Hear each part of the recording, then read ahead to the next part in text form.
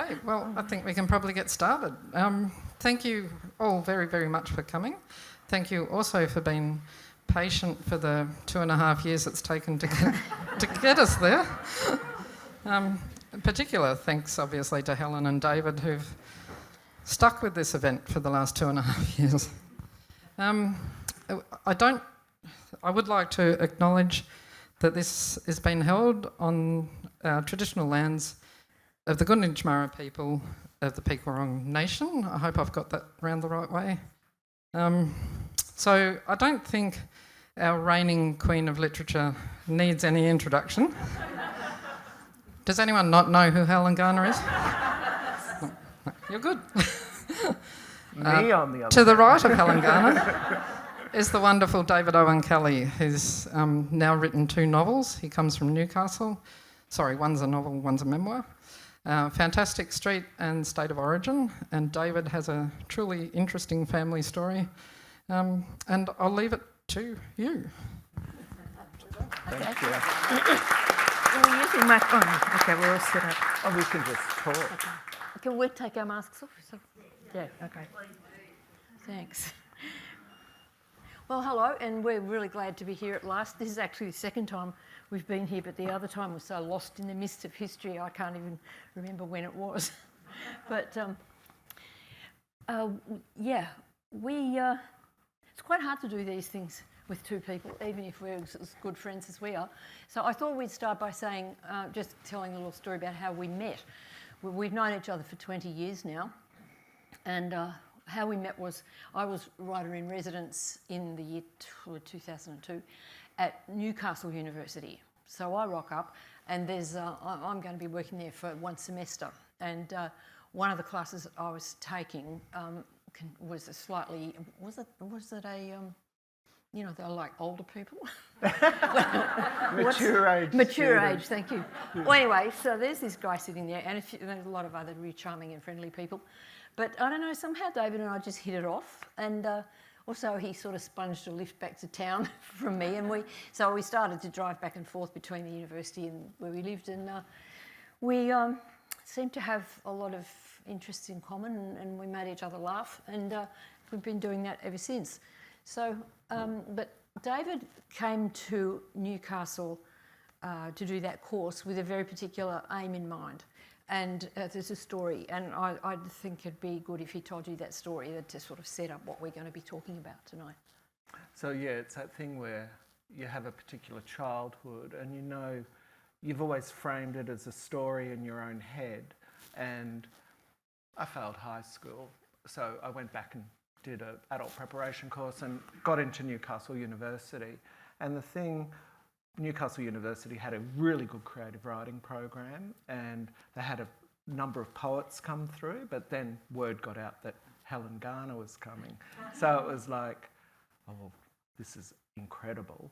And so I'd hang around the office like a SWAT and waiting, and then this woman walked in, and I sort of knew what she looked like from magazines and things, and this is not 2002. And yeah, she was just bright-eyed and aware of everything going on, and I'm trying to use the photocopy machine, basically. And then in the course, it was good. Everyone would write a chapter, for example, and then hand it around, and everyone read the chapter, and then you'd give, I think it's called a sandwich, where you say something nice, then you say something critical, and then you say something nice again. And there was one boy who was slightly irritating in that he thought he was a better writer than anybody else, and he, made sure his work got seen first. And Helen just sort of quietly said, "We're going to have to put a bomb under this." And we were all quietly pleased that, no one else got that statement. But yeah, we were it was terrifying. It was terrifying. But yeah, we've been friends ever since. Yeah. But my family story is adopted, big mix of a family, 3 adopted, 3 fostered in Queensland, 2 blood. So 11 children in all with 3 stepkids. And, usual story, violent stepfather. And so, but the mix of Indigenous foster brothers and what happened to them versus what happened to me, my trajectory out of that family versus their trajectory out of that family. I never understood words like privilege, and coming from a really lower class environment where there didn't seem to be much privilege on the ground, but yet there were distinctions between how I could survive versus how they could survive. They both ran away on the same night in 1980, and no one in the family ever knew what happened to them. And so my PhD thesis, I wanted to explore, well, where are they? What happened to them? I was reluctant to do it because the first book was about family, and it just seemed like, oh, how cynical. Now you're just looking around for another family story. And isn't it handy you've got two missing brothers to go searching for? But I'd always search for them. Every time I went back to Brisbane, I'd go looking for them. But the university gives you funding, so it gave me money to, when you get a PhD, they give you some money. So I could then go through Queensland looking for them. And it gives you time too to do a PhD. So that was really useful. And I don't know if that happens so much anymore. What, people getting money to tell a story? Or writing about Indigenous stuff as well. Oh, yeah, of course. Because well, it would be more difficult now. Yeah, the danger of walking in on Indigenous stories. So it happened at the right time. So that's what State of Origin is about. So should I read that? Yeah, well, it would be a good idea if David just read a little passage to give you a feel of it. Okay. And then Helen's going to read, and we're going to do the same sort of thing there too. Where are my glasses? Oh, they're on my neck. No, he's... Here they are. Okay, so this section is, my mother had an ornament, and she got it, my mother was Welsh, and she came, and she was sent very quickly after she arrived here. She was sent to a town called Roma in Western Sydney to study nursing. Western Queensland. Western Queensland, what did I say? You said Sydney. Oh, did I? It's oh, worse. Sorry. Yeah, Western Queensland. And she bought this ornament of two little Aboriginal boys, head to head, basically. And then she went on and adopted the two real boys. And then they ran away in 1980. And so there's an ornament in this, basically. And so I've rung the Cherbourg police station to find out. When this happens. Oh, when they this ran away happened. in 1980. Oh, so they ran away in 1980. So this is probably 2006, 2007.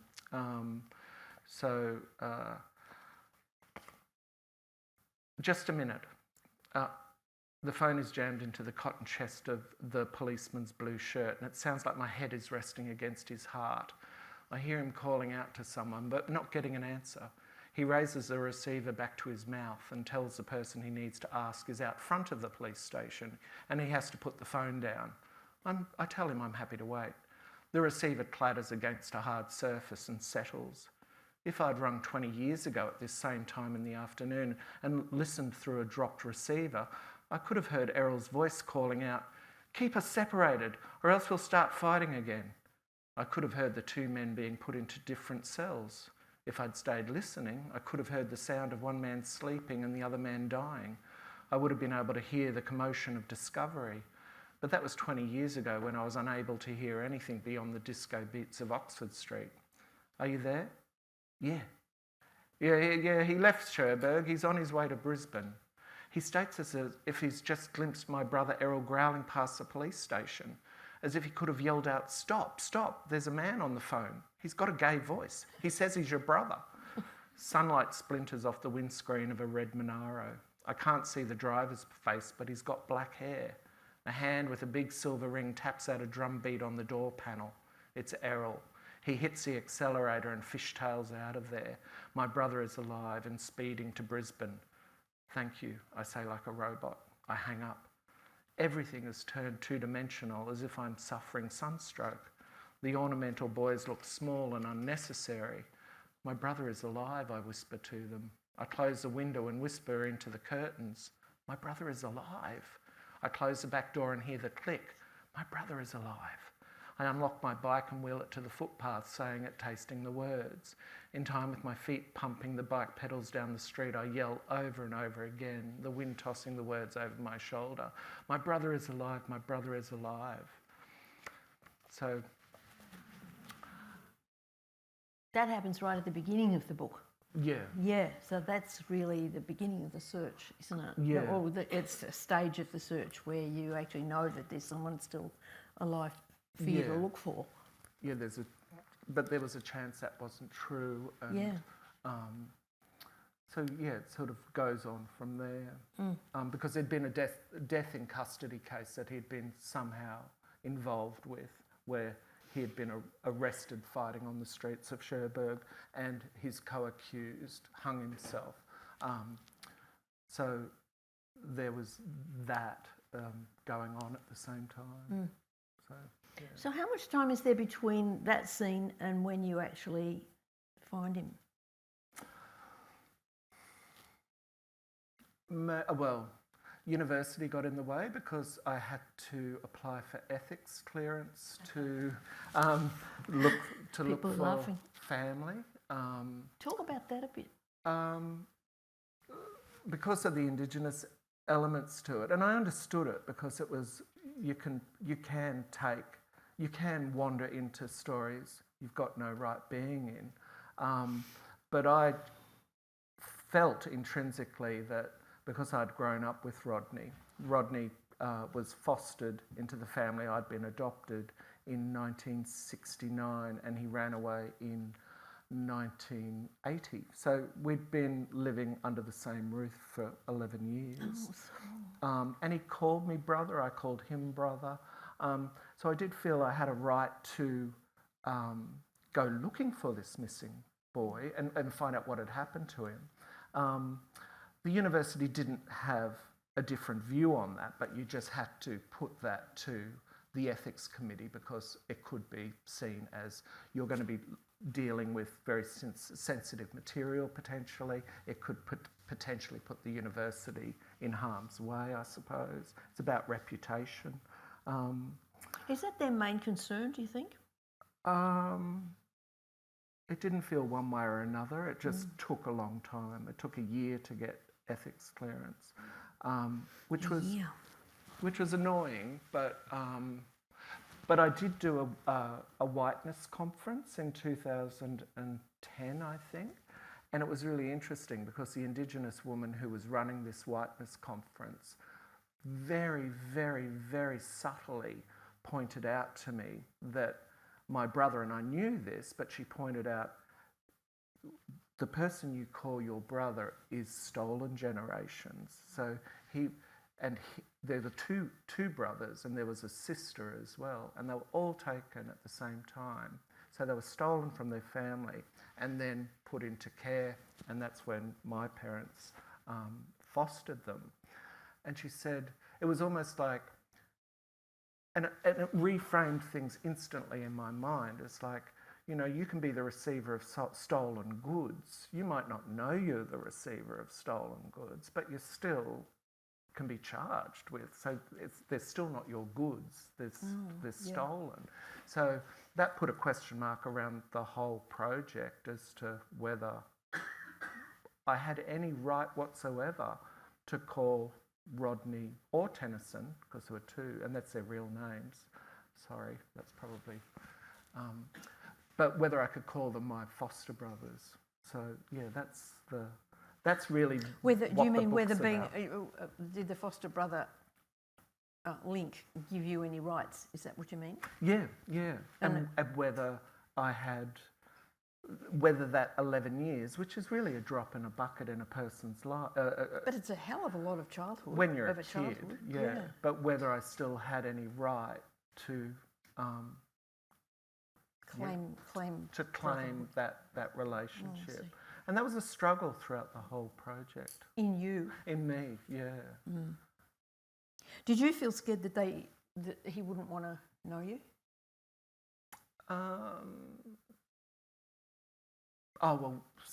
Certainly I was anxious about, oh, hi, I'm gay. That was an issue for me, thinking, we haven't seen each other since 1980. It's 2010. What's he going to think of me? So there was that internal hurdle I did have to get over. But, you know, he joked about it in a really lovely way. When you found him. When we met him. So, yeah, so it was really traumatic, but it was great. Great trauma. Yeah, great trauma. But you don't want to use the word trauma much, do you? No. We were talking about that this afternoon, about the word trauma, how it's everywhere. And everything's trauma now. And it's almost like everybody's got to have a badge of trauma to be taken seriously. And it's often used as a sort of a plot device in novels. And you sometimes feel a bit iffy about it. But and just in terms of trauma, because I do memoir writing courses in New South Wales. You mean you teach them? I teach, I teach them, and then so there's almost two types of the people who've taken the memoir courses. There's people who come with their trauma as something that writing about it will be cathartic for them. Well, they hope that's what they're there for. They're hopeful. And then you've got others who understand the story is more important than any healing that might come of it. The healing, if it appears, great, but their purpose is in getting the story, nailing the story down, staying true, I suppose, to the story. So, and it does seem to be two camps, people. But my feeling is, and whether it's true or not, but just from doing the memoir courses for maybe 8 years now, is that when you come looking to fix trauma just hardens its shell. So, but if you come at the story for the story's sake, for the story's purpose, and keep that in mind, ignore the trauma side, just hammer your story out, turn your story into the way what you want your story to be. It deals with it. It deals with it another way. So I think that's that idea around trauma. And trauma seems so like a lump in front of you. It's not. It's just sort of revolving there in front of the person. They're almost transfixed by it sometimes. Whereas there's no sense in the word trauma of recovery. So I think trauma is really interesting in memoir. What do you think of what's the difference between memoir and diary? Well, it's actually quite a big difference, I think. It's there's one main difference between a diary and a memoir. And one is that with a diary, you're stuck with what you wrote 30 years ago or whenever it was. I mean, when I was doing these diaries, I made a deal with myself that I wouldn't rewrite. I wouldn't sort of, the bits that were awful and made me look bad, I wouldn't cut them out. I would force myself to leave them in. And the thing is, though, that if you're writing a memoir, you can pick and choose, and you can also, there's a voiceover. I mean, a diary consists entirely of voice. It's just you talking in what you've written down. But a memoir is it's a retrospective view, whereas a diary is like every page, every moment of it is now, and you don't get the chance with a diary to say, well, I really did this awful thing. Of course, I'd never do that now, because now I'm more mature and a better person. But you don't get the chance in a diary to sort of polish your reputation. It's with a memoir, you can analyse retrospectively. You can comment on what's happening, on what the story, what you're trying to do with the story. But with a diary, you have to I mean, I think it's the honourable way to publish a diary. Obviously, there's a hell of a lot of cutting. But when I sat down to do it, I thought, okay, I'll make this deal with myself. I can cut, I can fill it, and if I get to a sentence that doesn't make sense, I'll fix it so it makes sense. But mainly it's an editing job, putting together a diary for publication. I think if you're doing it with goodwill and honestly, you've got to leave in all the stuff that makes you absolutely sick to think that you did those things, or you die of shame 1,000 times. And God, I couldn't count the number of 2 a.m s I lay there going, why did I start this? And this is awful. And when I get up in the morning, I exhausted from lack of sleep and tearing my hair all night. And then I'd go and sit, I'd have my breakfast and I'd go and sit at the desk and I'd look at the bit that I was working on. I'd think, oh, I see.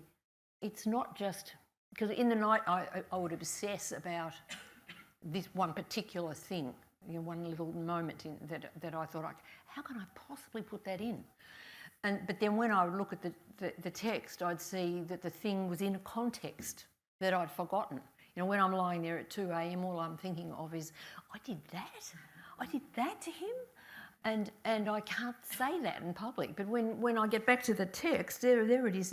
It's already, like you were saying, it's an inner story. It's part of a larger story. So it's not just a kind of suicidal massacre of your own reputation or anyone else's reputation.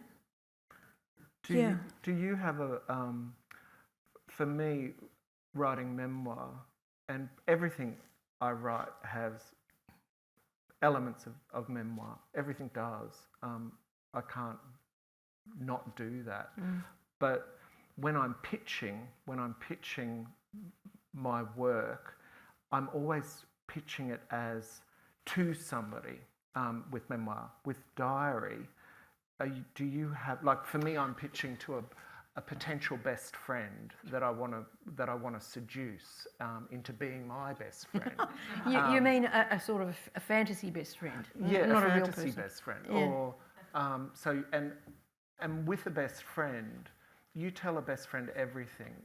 And that's how I approach memoir, I suppose. Your best friend knows the worst of you. Your best friend knows the worst thing you've ever done. And they also get to see, oh, you're not so bad. You're actually kind of nice, So it's that lovely, balance between them both. But for me, the important detail is you trusted them enough with your worst thing, and for me, that's my ideal reader, I suppose. Yeah. But with diary writing, it feels like a lonely process in terms of who are you writing to when you write diary? At the time of writing. Yeah. Well, I think I'm just writing to myself. But that sort of doesn't make sense. It's really hard to say what you're doing when you're writing it.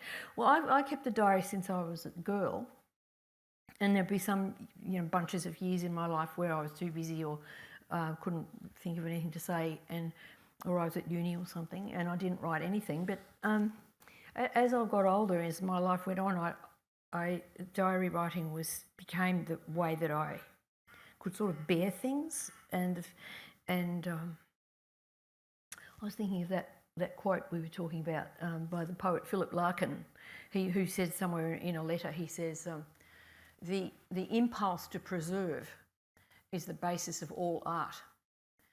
That's a very big statement, but in my case it's definitely true. I find I don't want to lose things. I don't want to lose particular moments, not facts so much, but moods or tiny situations or little bits of dialogue that I don't want to forget, and states of mind, and times of broken heart and all that stuff, and being a grandmother and all those things. I'm interested in the detail of them, not just writing down, now I'm a grandmother, that's not good enough. It's I think that's just the only way I know how to make sense of my life and what I'm doing and what other people in my life are doing. So it's not addressed to anybody. It's a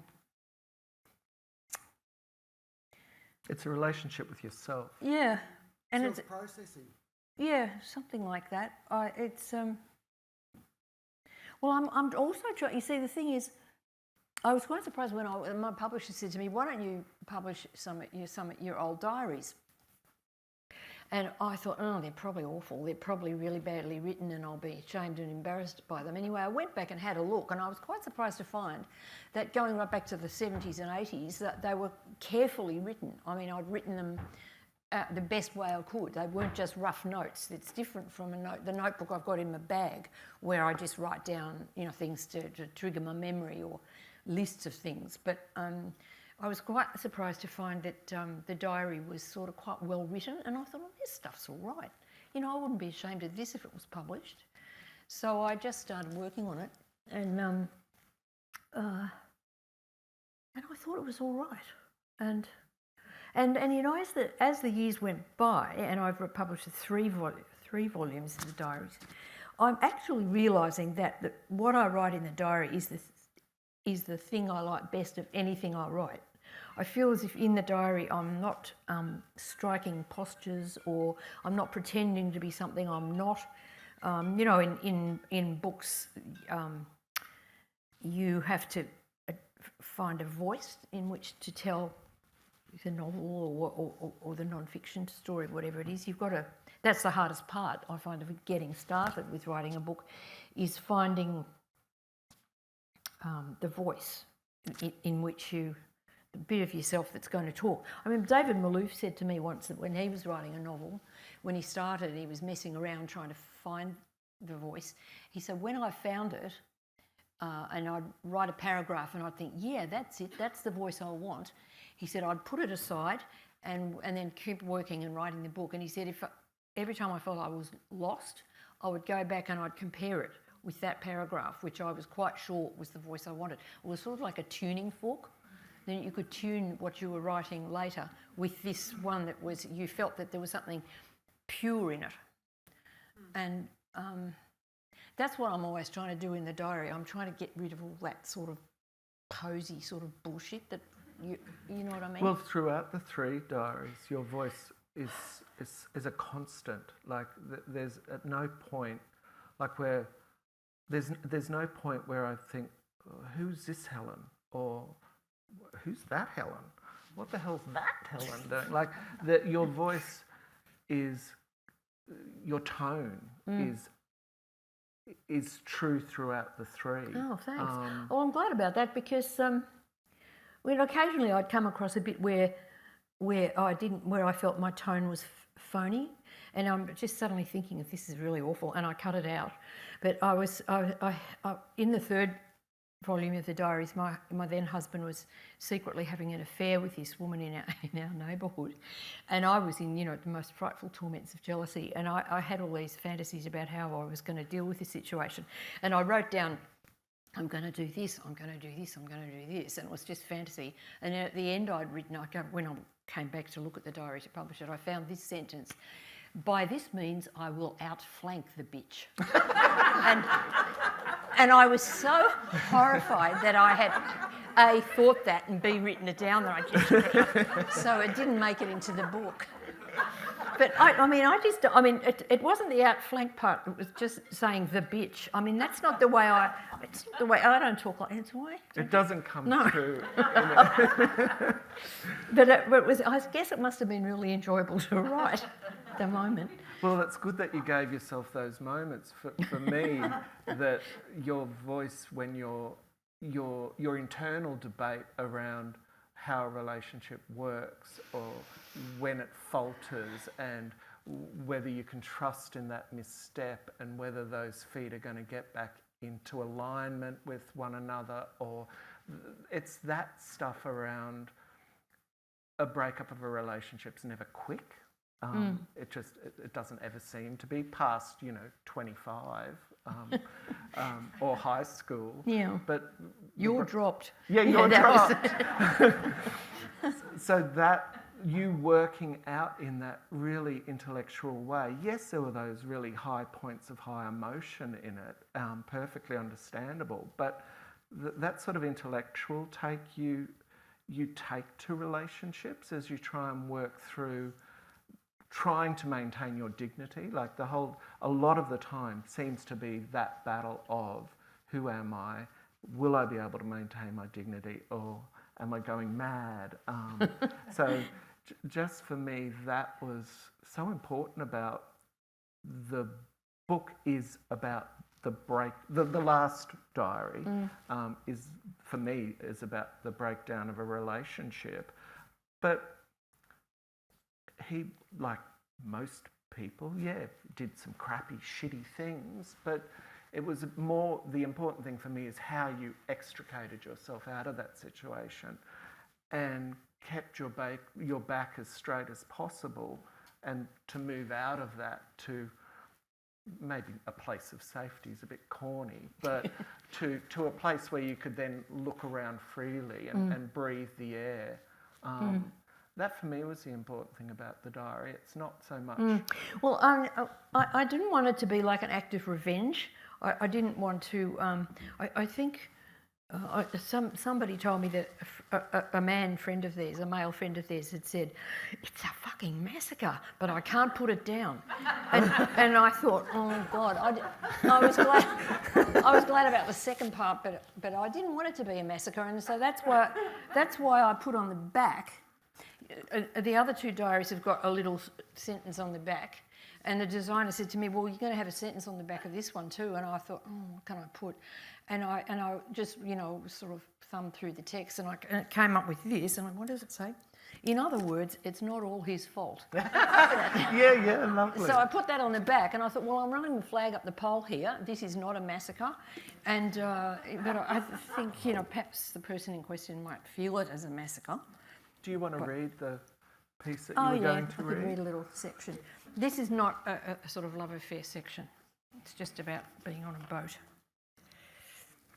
Sorry, there's a bit of a problem here. Which way is it going? Yeah, right. Okay.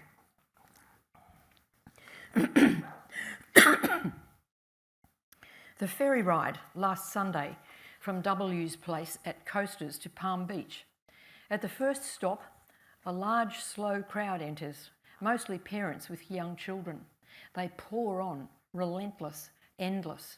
The boat fills up with bodies, and the rain pours down outside. Everybody's soaking wet. The way a small child sleeps on his mother's lap, seated, facing her chest, with his parted legs dangling outside her thighs. I'm scared. What if the boat sinks? The windows are fogging up with the humidity. Surely no more people can fit on board, yet still they come, steady and slow and on and on.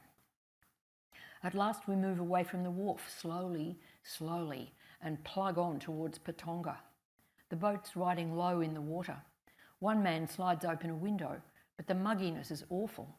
I ask a man near us to open another, but he and his wife struggle in vain to shift the stuck pane and subside. Their little girl of 8 or so cries out, "Where's my $10? It's gone, Mummy, my money, where is it?" She begins to sob wildly. She pushes her hands into the pockets of her cotton trousers and pulls them out empty. She's a plain child with long fair hair tied in a bunch behind. She sobs and weeps aloud. Her mother remains calm. "Do you think you could have left it in your other shorts?" But the child is away, inconsolable. "I want another one, Mummy, I want another one." "You'll get one," says the mother peaceably, and lifts her daughter onto her lap, in the same chest-to-chest posture as all the other mothers and children. The girl sobs to her heart's content, till she can cry no more, and her poor little face is white and her eyes puffy and pink-lidded. Then she lies there against her mother's bosom, her cheek hooked over her mother's shoulder, though she is leggy and growing fast and soon will be too big to be cradled. Her swollen eyes are open and her gaze is blank and far away. The boat ploughs on through the rain-pocked silver water. See, when I went on that boat ride, I thought, I get home that afternoon, that evening, and I think, gee, that was strange on the boat. I'll just write down about the boat. And I've got no idea what I'm going to say. I just start writing and writing down the memories that I have and all the thoughts that came to me while I was on the boat. And I sort of feel, I love to read that kind of thing when other people write that sort of thing. There's no particular purpose in writing down that scene. And yet when I find it and I think, oh, that's really nice, I'll put that in, I'll leave that in the diary. But then it chimes on the pieces that are on either side of it. And there's a kind of a through line that runs right, particularly this third volume of the diary, there's a through line that runs through it, which I only semi-consciously, I can't say, I didn't sort of make it in retrospect. It was there and I just had to sort of dig it out. I had to sort of strip off the bits that weren't allowing it to be felt or seen. So that scene in the boat resonates with other things that happen later on a kind of symbolic level, I suppose. Yeah. That's what I thought when I read it, because it riffs off Sydney. It riffs off the city of Sydney's relationship it has with water. I thought it's a book about Sydney in lots of ways, but just that image, even though it's not the end of the book, but it just reminds me of the last line of The Great Gatsby. It just does, the pushing on through the water, just that image of the boats. But that book, yours is, you've got the mothers and you've got the children and you've got that couple who tried sort of hopelessly with the glass. It's completely symbolic in a, potentially a subconscious way. Yeah. But I didn't know that. When I was writing it down, I thought I'll just write down what happened on the boat. And that's what's good about regularly writing a diary, is that because you're in form, you're in practice, you pick up the pen and you're not just what you call data processing. Yeah. You think you're just data processing, I took the ferry back from Palm Beach. But as soon as you start to write, because you're in practice, that's the thing about a diary for a writer, that it's a daily practice. And that's my 10,000 hours. If I've got anything that I'm good at, it's because I practiced it every day for decades. And that practice was highly enjoyable to me. And it was never a sense of a duty that I had to do. It was a life-saving discipline, I suppose. And yet discipline sounds like something, you sort of, that works against inertia. But I'm going down a rabbit hole here. That's interesting around data processing, because I've done that as a job, and you get that sense of that charge of you're stealing people's stories, have you asked permission, which is really clod-footed for me personally, because I've spent years data processing in different jobs, and it's that thing, it's a difference between, for me, and I think obviously for you, yes, you're putting in somebody's birth date, yes, you're putting in somebody's full name, yes, you're putting in their address, but there's no sense of you in that process of that data. But as soon as you, if we're talking about real people, start taking a story related to a real person and start storifying it, it becomes a story divorced of, you start to see you in it, you're in it, you're making the story, you're in control of it. It's no longer data.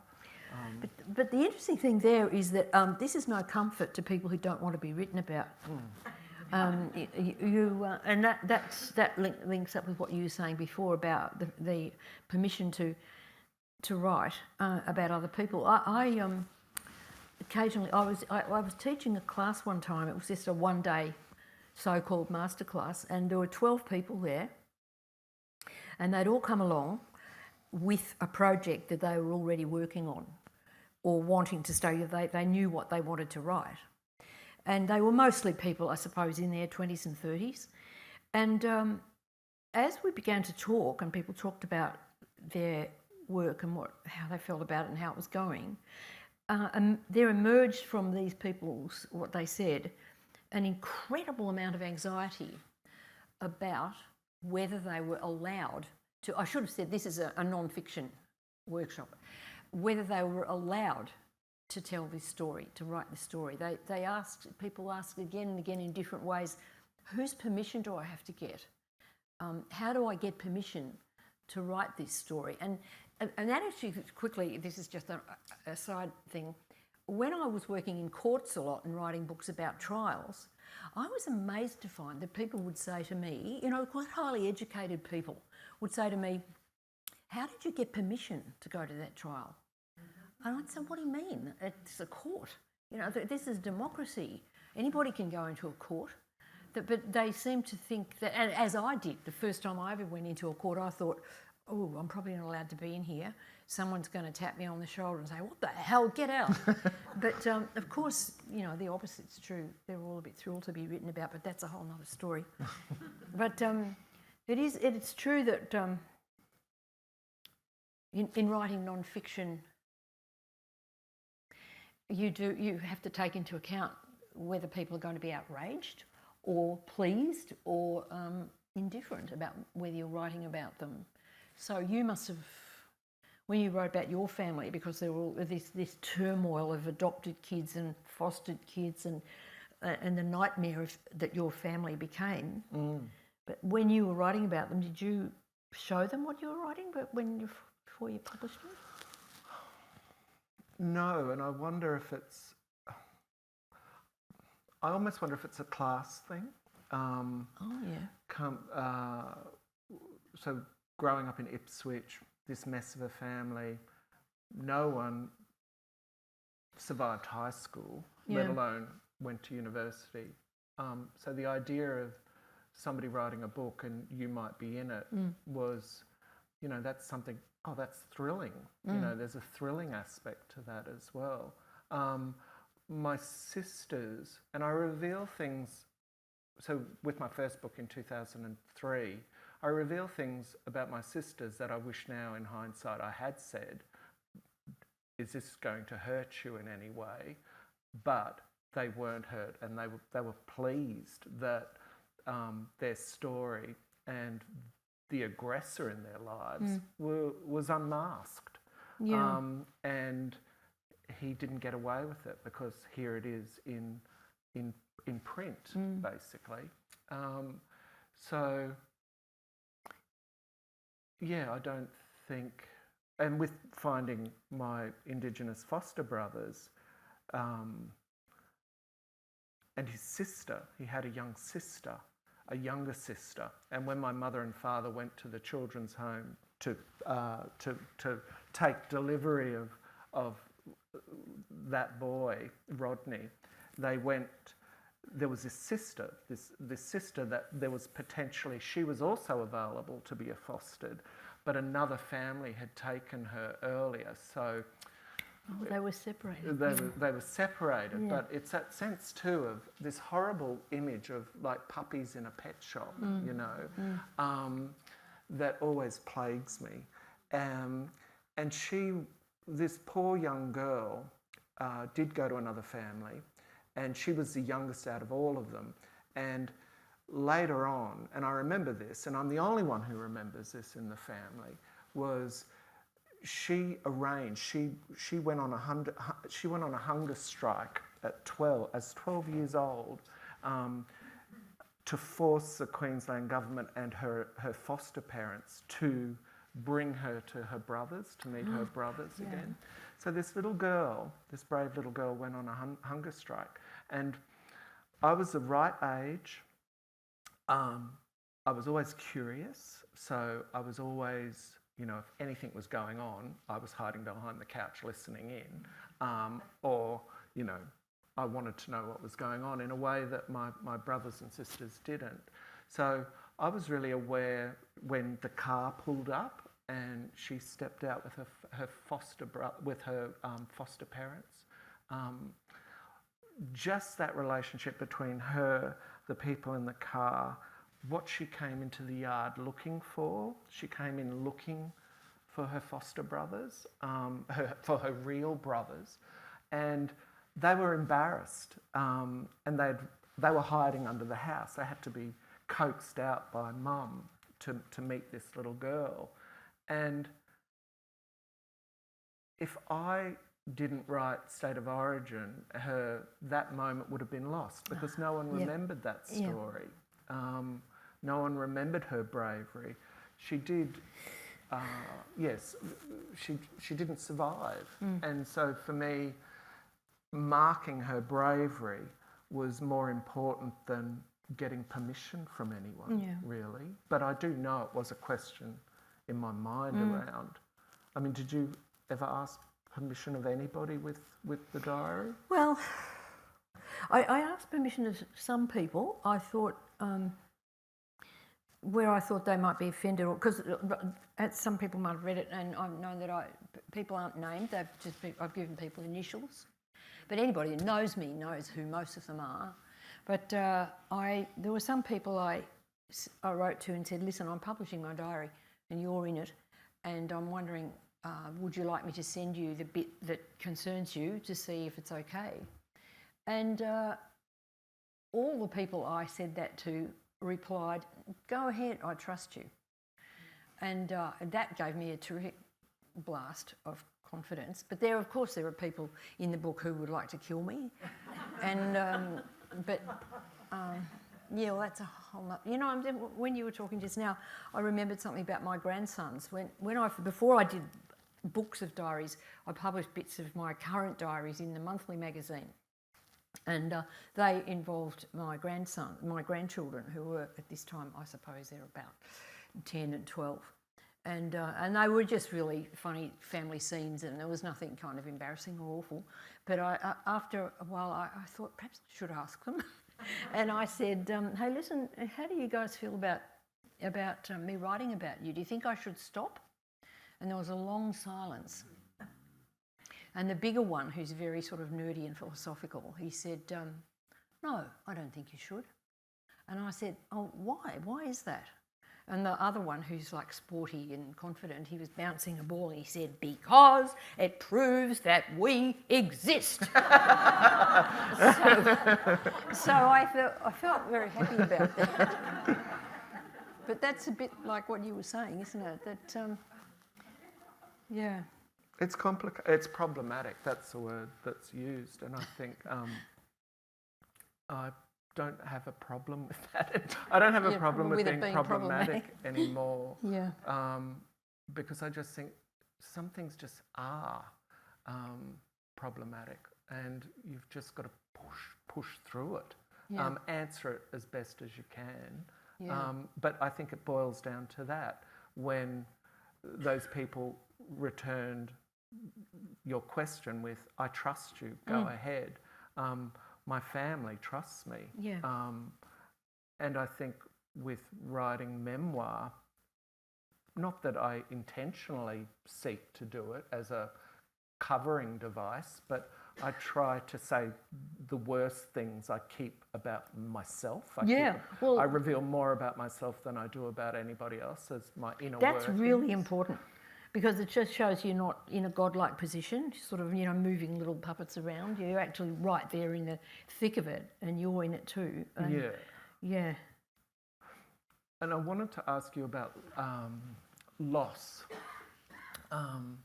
Our writer's relationship with loss, because I know without loss I'd be nothing. It's this weird what do you mean? irony in that, in terms of my your history, your work. personal history with your family. Yeah, that's what interests me, the things that I've lost, the things that, like, I'm fascinated by. Well, I'm adopted, so I think for me, the sense of being given up, there's probably a loss there, but I was 2 weeks when I was adopted. I've not really explored that feeling much, but I know that feeling's there in other people who've been adopted. But there's that scene in the book where you go back to the house where you were born. Or was it a born house, or was it being a baby house? Growing up in that house. And the guy didn't want to know about you? Oh, yeah. Yeah, so even that. So obviously there is some sense of when my birth mother, Well, who you never, you who I don't you've know, never, he doesn't know. Yeah. but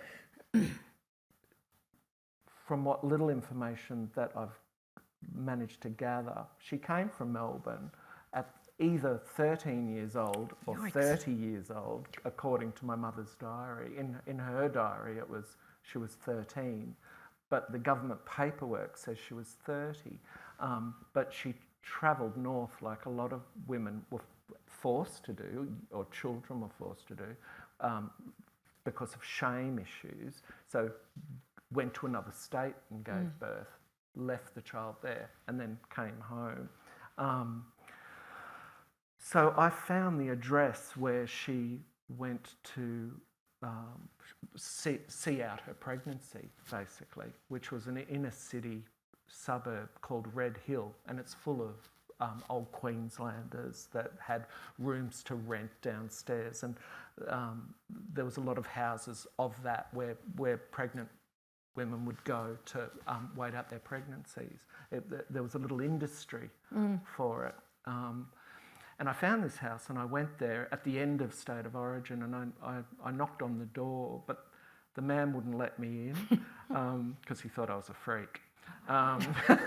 What were you wearing? Oh, Some gay look outfit? yeah, just some gay outfit. But yeah, it was a weird feeling being in that space. And for me, on lots of levels, one family's more than enough. Finding another one, do you want to open that can of worms? But I think I'm getting there.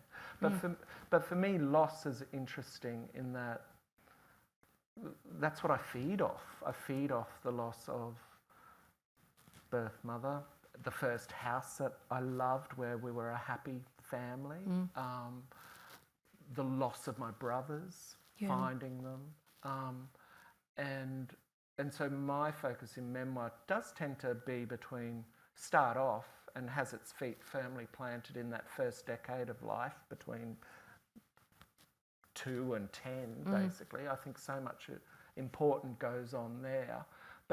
But in your work, what I've noticed is you don't open that door pre 14, 13. Not really. In some of your short stories you do. No, I suppose that's true, actually. Yeah, that's interesting. What can I do about it? Open the door, Helen, open the door. Yeah, that's... I don't know what to say about that. Actually, one thing you said about the people in your memoir group, that in the class that he teaches, they're not interested in that same way. They don't go back to any further in their own childhood before, what, 10 or something? Yeah, the women who come to that memoir course, they're really reluctant to go back before about the age of 10. But it's not that they're afraid, they're just, maybe they are, but I don't think they're afraid. They're just not interested. Yeah, they're not interested, or maybe memories lack of memory might be playing a part in it, that it's almost as if anything before 10 not important, everything after where they're feeling more formed. Actually, I've just suddenly thought of something. One of my sisters, I'm the oldest of 6 kids, and the next one down died a few years ago, maybe 10 years ago, and she was a difficult person, and we had a rather sort of bolshy kind of relationship. But when she was dying, she died at home, and I was with her when she died, and it was we looked after her at home. She was widowed, and and she became very sort of sweet. Her nature changed as she got closer to dying, and she wasn't greatly suffering pain, but she was on the way out. And we used to take it in turns to go around there and, spend the day with her, so she was, and look after her that way. And I went round there one day and she was sort of sitting up against the pillows and she was drawing. And she wasn't a drawing type of person, she didn't fancy herself as an artist or anything. She was just doing these drawings, and she'd done like a floor plan of a house. and all the rooms were marked, and there was little hallways, and you could see where the toilet was. And I said, "Oh, what are you drawing?" And she said, "Don't you recognise it?" She said, "It's 7 Strawn Avenue, Manifold Heights, where we lived when we were both born. This is in Geelong." And I looked at it carefully, and it was really kind of a clumsy drawing with stick figures in various rooms. But I sort of, my eye followed down the hallway past the toilet and into what was obviously a bedroom, and there were 2 single beds. And in the single beds were these 2 stick figures. And I said, "Oh, is that you and me?" She said, "Yeah, that's you and me." And I said, well, what are those things, what are those dark bits under their chin? And she said, "Don't you remember when we had mumps?" And she said, and Mum knitted us some little pixie bonnets. And I'd never forgotten the term pixie bonnet. Do you remember those little things that they had a chin thing under there? And she said, "Don't you remember those?" Because we were so, we had these big mump things, and so Mum knitted us. We laughed and laughed, but it was also really touching, just that kind of memory. And yeah, I've got memories of childhood, but they're sort of, I couldn't know how to string them together into any form. Maybe it's more challenging to do that in early childhood because life is just one stream of impression, and you don't know what's going on, and people, grown-ups, move in and out. And But that's what I love. One of the things I love best about Monkey Grip is that you also, as a first book, you don't go down that path of explaining your childhood. It doesn't. None of your childhood is explained in any way. We're just in that world. Do you think most people, when they write their first book, think they should start with their own history? I'm not should, but but I think a lot do. Yeah. Well, it's a good starting point. I was born. What isn't that the first line of? What's that? Mother's milk? Is that? No. It's just some ancient thing. I was born. I am born. I know it's a southern. David Copperfield? No, it's an American book. It's an American South. I remember somebody saying to me, "Oh, I remember the first line of that book. I am born," and I've never actually found the book, but I think it probably exists. Yeah. I'm looking at the time here. How long do you want us to go on? They probably want you to go on forever, Helen. We could do some audience questions if you're happy to take some. Sure. We could obviously listen as well, so whatever the audience feels like, really. It's always hard to think of a question. Well, I've got one. It's just being a sticky bit. Because I was coming, I reread a number of books. What happened to Louise? Louise. Oh, my friend the young girl who came to the... Oh, well, I can tell you what happened to Louise. Did she become a lawyer? No, she's... Thank God. It's in that book called This House of Grief, which is about the Farquharson murder trial. And when I was going to the trial, I had this, the teenage daughter of a very close friend of mine, she'd sort of raced, she was very bright, she'd raced through high school and finished it at 16. And she was just hanging around not knowing what to do because she couldn't get into uni. So I said, "Do you want to come to this murder trial with me?" And I did ask her mother first. And the mother said, "Sure, you can go to a murder trial." So we went, and she was the most perfect companion to go to a trial with because she was very quiet and very, very clever. And actually, at the end of the trial, the defence counsel came up to me and said, "Who was that blonde girl who was with you?" He said, "I can tell. She was the smartest person in the room." And I don't know how he could tell, but she was. I mean, I was all emotional and all over the place, and she would understand what the lawyers were doing long before I grasped it. And she also got over the experience of it much quicker than I did. I was a mess for quite a long time, and she just kind of, walked away. And in that way, I think she probably would have been a great lawyer, but she didn't want to be. No, she's a psychotherapist. Yeah. That makes sense. Yeah. haven't seen her for a while, but yeah, she's. Oh, She lived in that book. oh, thanks. Oh, I'm really glad because I loved her and I was so grateful that she was there. She was very funny also, and I also remember when when the dead boy's mother gave evidence and everyone in the court was crying, and she was very kind of dry and contained person, but she cried so much that she was wearing this black this pale blue kind of cotton top, you know, like what I call a wind cheater, and it was, the sleeve was just black with tears, you know, because she was crying so much. Anyway, when I showed her that passage of the book, she said, "I'm not objecting to anything except the word wind cheater." She said, "It's not a wind cheater, it's a hoodie." So I had to correct that, but yeah, she's a great one. I'm glad you noticed her. That come through is that you relate to the young people. And I thought, oh, that's the old thing. Yeah. It actually connects quite nicely to that as a teacher.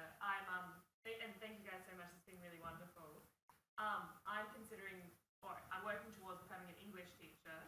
And this has been, really interesting to think about how useful memoir and diary writing is as an entry point, perhaps for young writers or any aspiring writers that are in the room today. I was wondering if you guys could expand on, do you think it's a useful form for new or experimental writing as for young people, or if there are any traps in taking the more, taking your own story into it, as opposed to going into just totally fictionalized, imagination. That's an interesting question. I just think that people should. It's good for kids to just learn to start talking formally, you know, in whether they're saying I or whether they're saying he or she. I mean, whether it's made up or whether it's their own experience. That's actually quite a complex question. What do you think? Keep journaling, really, because under my bed I've got suitcases full of old sketch pads and full of half-formed stories, half-written stories, old memories I've tried to... But I found them so valuable. It might not work then, it might not work at the ages that you're talking about now, but they're invaluable tools maybe 10 years' time, 20 years' time, when you've got more of a mental framework to then go back to that and go, oh, I can see where I can go now, but you didn't know it then, like I didn't know it then.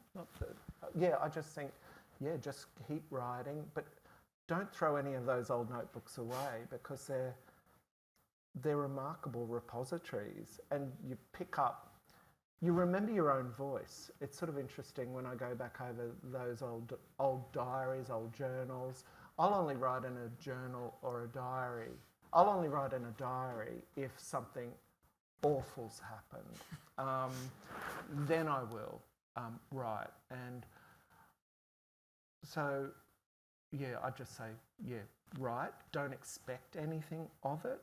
Great if you do and you can get it, but its value might not be known to you for 5-10 years, because it wasn't for me, because I went back to university at 30, and I'd held on to all those jotters and notebooks until then. And then I had people helping me, okay, well, you have to write something, have to have a chapter ready by next week. So there's this mad scramble going through those old jotters trying to, I'll use that.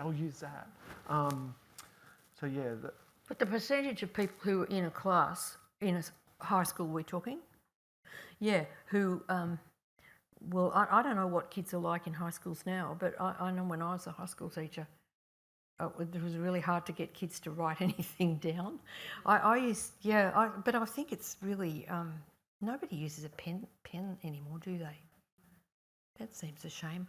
I remember when I was teaching high school, I used to make them write down a report of something every week, and sometimes they only wrote like a paragraph, but they were sort of really interesting to me, and it's just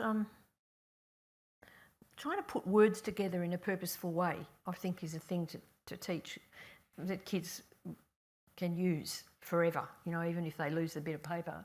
But just the, I mean, I actually think that this is a quote from the writer Gerald Murnane. He says, I believe the sentence to be the basic unit of meaning. And I'm very struck by that. And I notice how few people now can put a sentence together, you know, in my world correctly.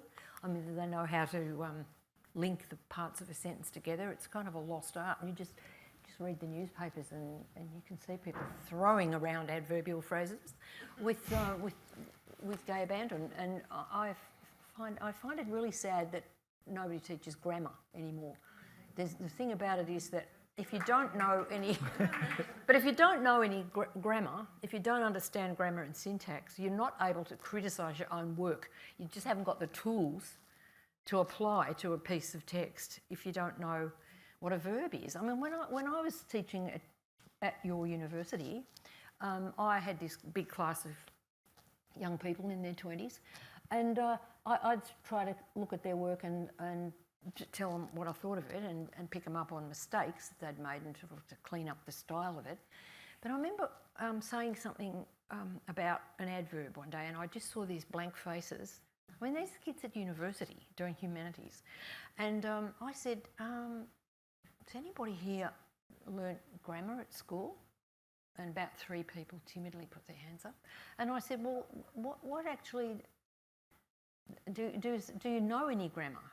And they sort of started, some of them sort of cried out and they said, please, will you teach us some? They didn't know any, they hadn't been taught it. And so I said, okay, anybody here know what a verb is? And around the room ran this little whisper, a verb is a doing word. And these were kids like, they were 23 or something, you know. I was just flabbergasted by this. And I don't know, I reckon if I was a teacher now, I'd try and, you know, put a sentence up and break it into its parts. But I don't know, maybe you'll be teaching year 7 and they won't be interested. Yeah. But I wouldn't do that because I came from that same environment. Yeah. Like I knew no grammar, and the only way, and that could have been a roadblock, that idea of there's a whole world out there I know nothing about, so if I try and write, I'm going to be hopeless at it. So that's the flip side of that. And the only way I got over, not even got over, but dealt with it, is drafting.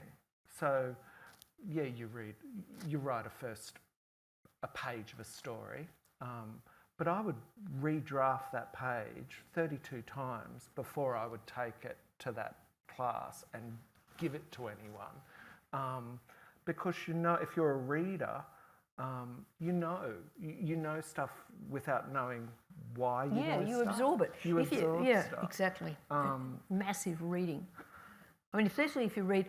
In the junk shop in this town that I went into the other day, they had spread out on a table the readers. Remember those school readers? I can see people of my generation out there. The first grade reader, second grade reader. And they were hardbacks, remember them? And I was just flabbergasted by the high degree of difficulty in some of the texts that kids were obviously reading at school back when we were in primary school in the 40s. And they were excerpts from famous novels.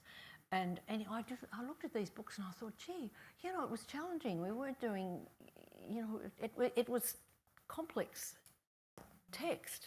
And I felt really quite sort of sad when I saw them. I thought, well, you know, kids aren't sort of, yeah, anyway, I could go on forever about grammar. But it does seem to me very important.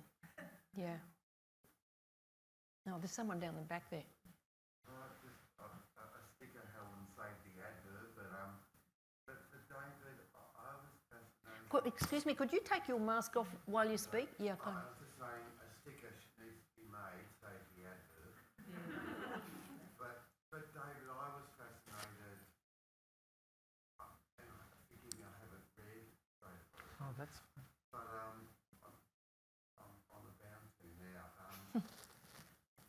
When you did find your Aboriginal brother, and I call him your brother,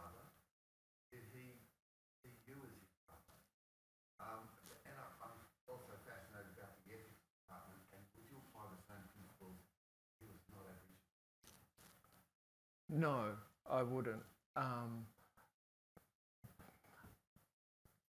But I sort of understand the ethical considerations. I do understand them.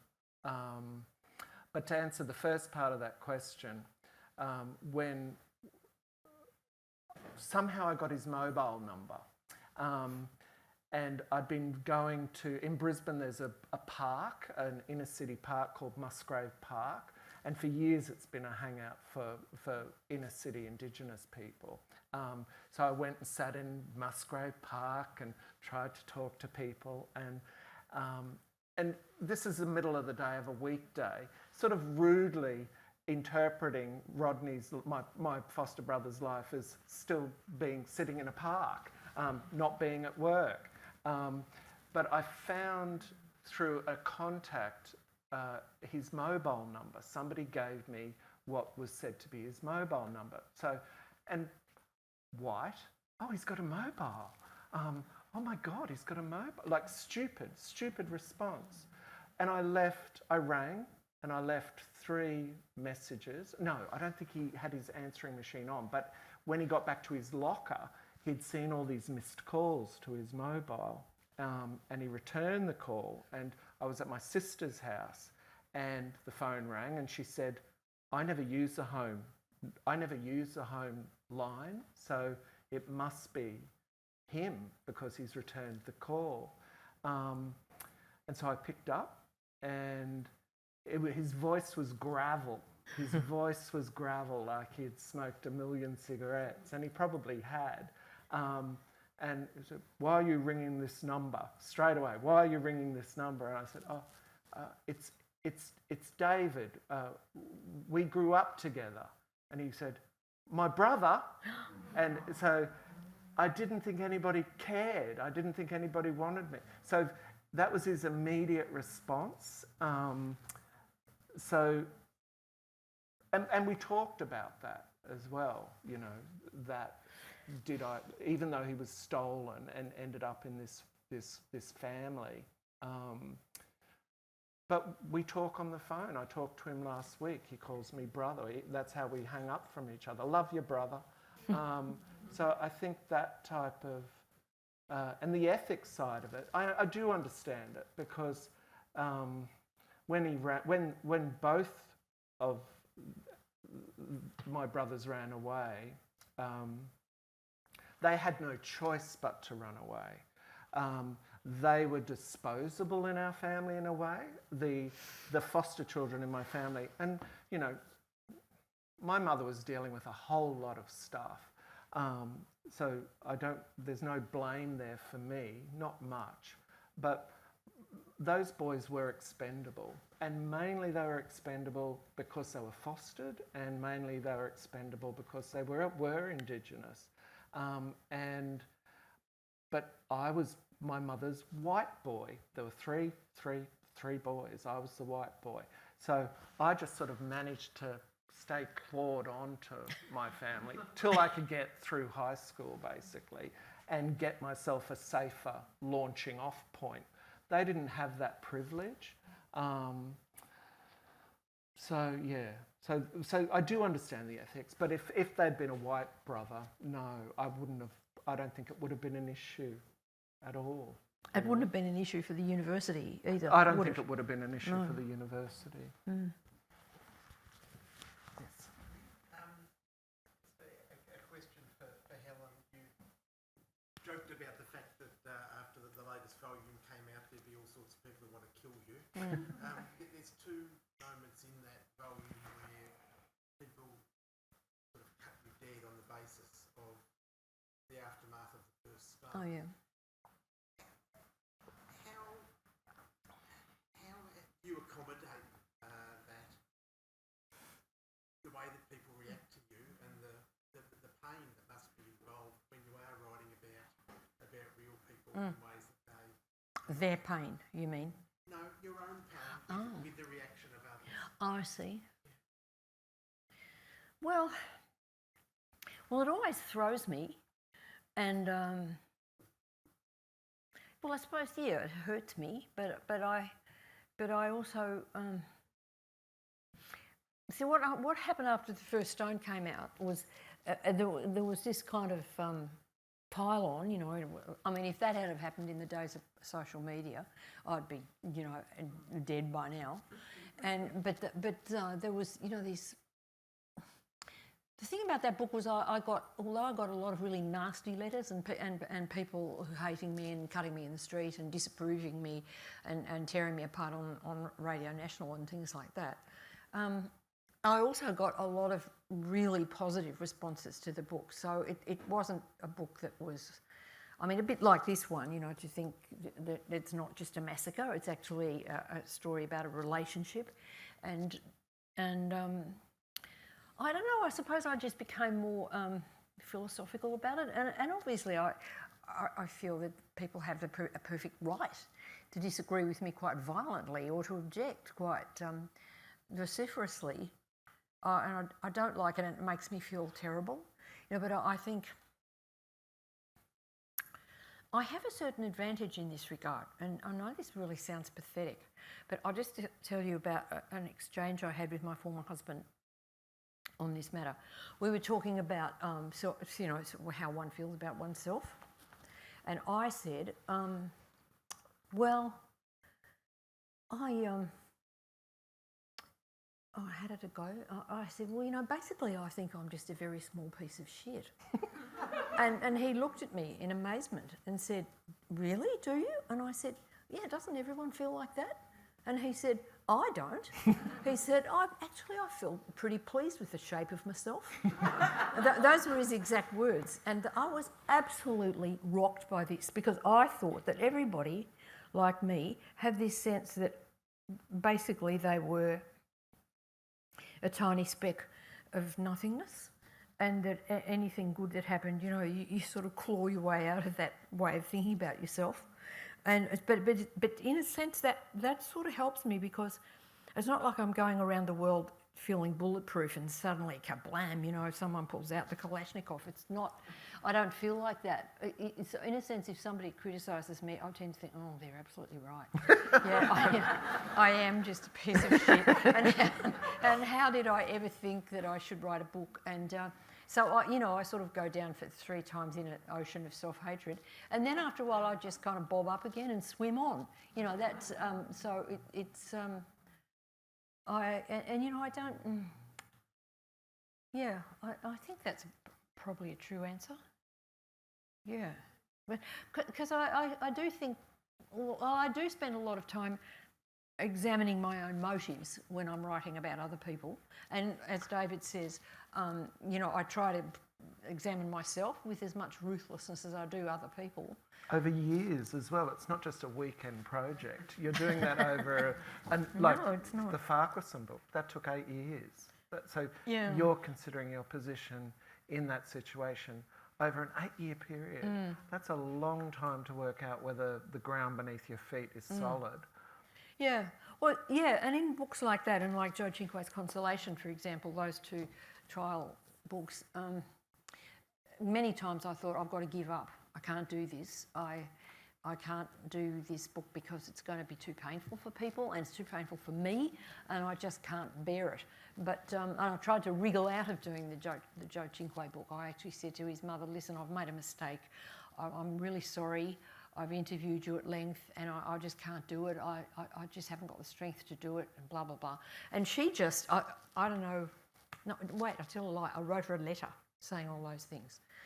And I thought she'd wear it, you know. I mean, and she rang me up and she goes, Helen, it's Maria. What do you mean you not write the book? And I loved Maria, and I just love her, and I find her to be... she's this mighty person, and when I first got to know her, I just thought, oh God, I wonder if I'll ever be strong enough to know this person, you know, to like, that we could be friends. And she was somebody who was like a sort of mighty figure of suffering and endurance. And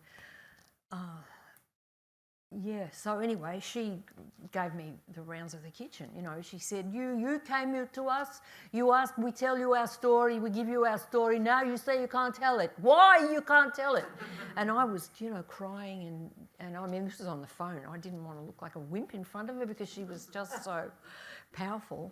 anyway, I sort of basically said, okay, well, yeah, I see your point, and I'll let me have another think. And I thought, God, I can't get out of this. You know, that's the thing. You get far enough in with these books, with non-fiction, and you can't go back because you've invited people to trust you and to show you their deepest wounds, and you've asked them in good faith, they've said, yes, come to my house. And you've sat at their kitchen table for 9 hours with everybody crying, and then you say, oh, I can't do this, I'm not strong enough to do this. And they kind of despise you, and rightly. You can't ask somebody to trust you to that level and then not come across. So that's a hard thing. There's someone down the back. There's somebody at the back.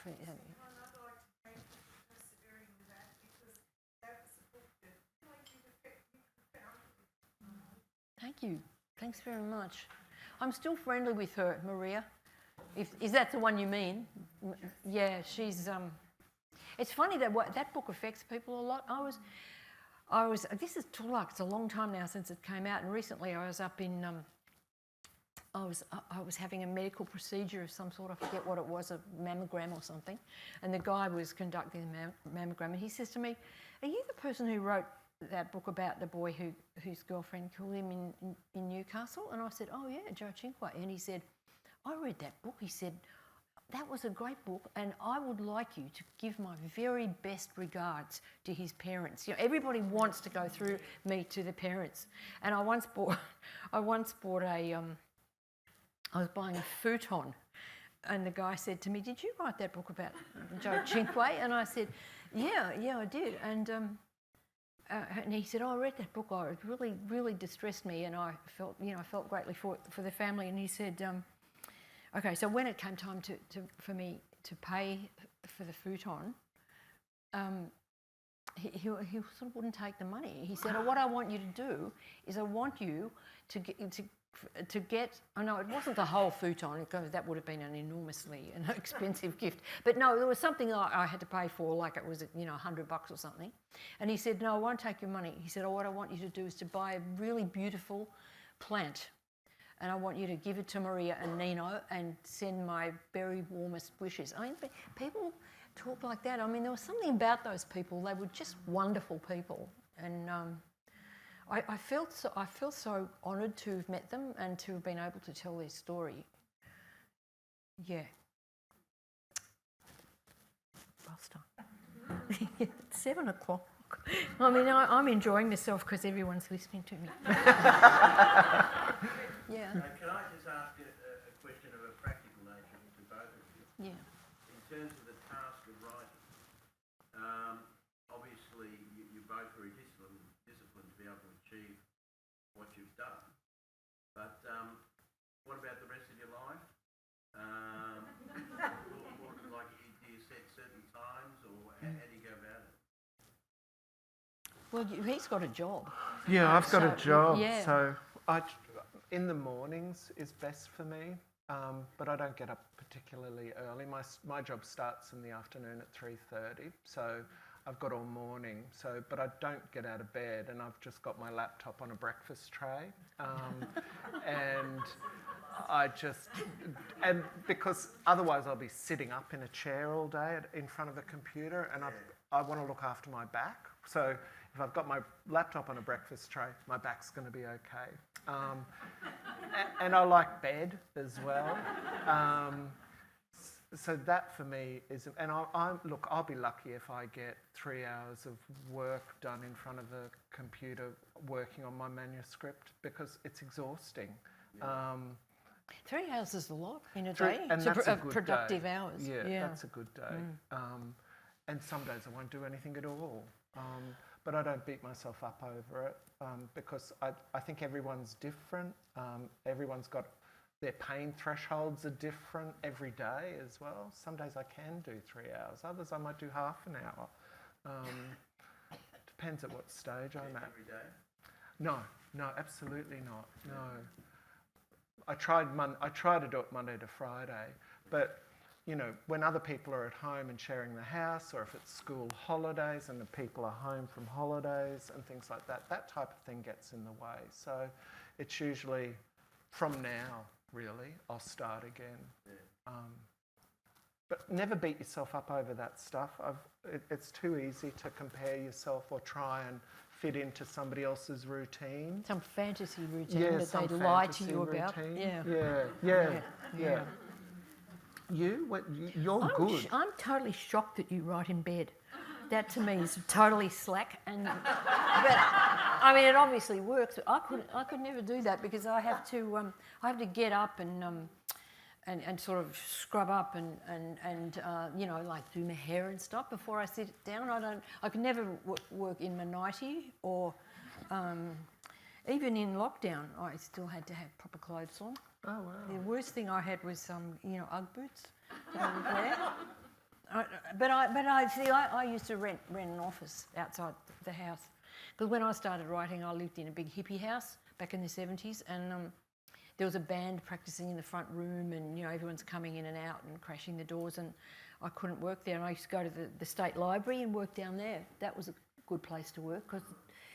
And then when I started to earn a bit of money, I could afford it to just rent some crappy room over a shop or something like that.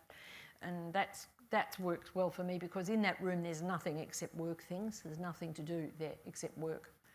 And that works very well for me. If I have a deadline for a piece of work, I go down there, and at home I'm just farting around.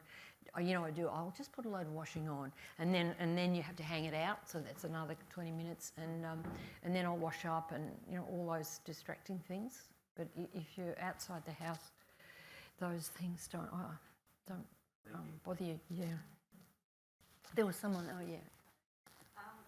Sort of comes both of you, and it's a longish question. So you were talking about saving all your old journals and all your diaries, and I remember a lot of mine I couldn't read for about 10 years because they failed the Bechdel test. I'll put it that way. It was like I'd go overseas, but it'll be in the middle of a big heartbreak or some kind of trauma. It was all written about it. I hated it.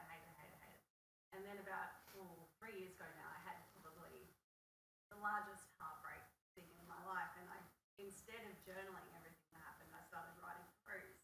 So it was very small snippets, and I went back to the journals that I hadn't read for 10 years by this stage, 15 years, and realised that there was stuff in that I could make into prose, and I started going to open mic nights to friends who were saying their prose, or they were starting to write them in short snippets, and I think it comes down to you sort of saying about you write lots of drafts before it comes out kind of thing, but it's a lot of that small piece of shit, like imposter syndrome. Where do you take that step when you go, okay, this is actually something I want to share with someone or write down and put into an edited journal article or say it in a spoken word night? How do you move on from that?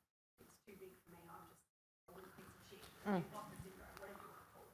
I've never done one of those spoken word things. I never have. But what you've just said just speaks of community.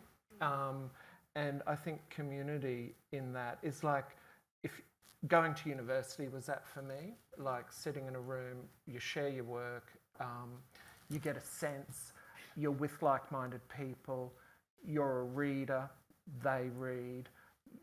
You find your tribe with that stuff, and I do think you have to say to your tribe, no bullshit. If this isn't working, tell me.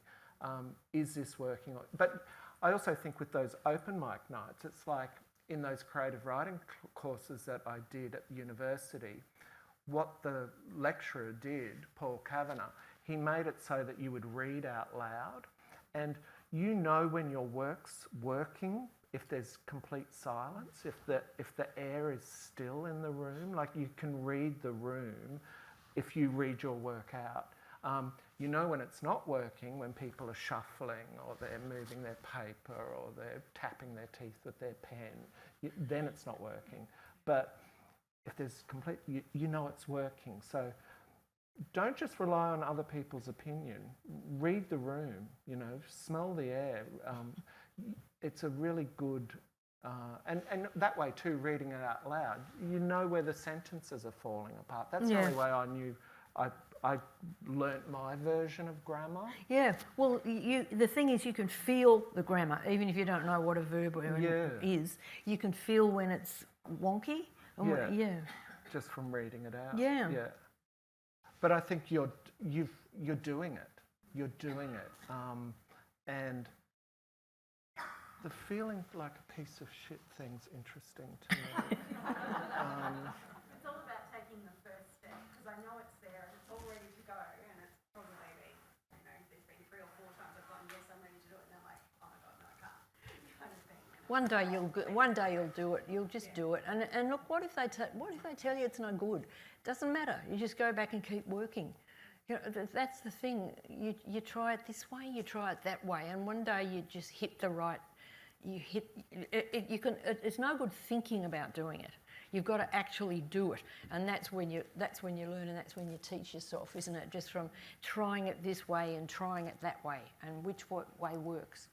You find out, and then you take the risk, and maybe you get slammed, or maybe people like it, or maybe they say read some more. You can put yourself out there and take the risk. Doesn't matter if you're a piece of shit. But people do get that's interesting to me, that you only really get a few chances with that stuff. What, you don't get let back in?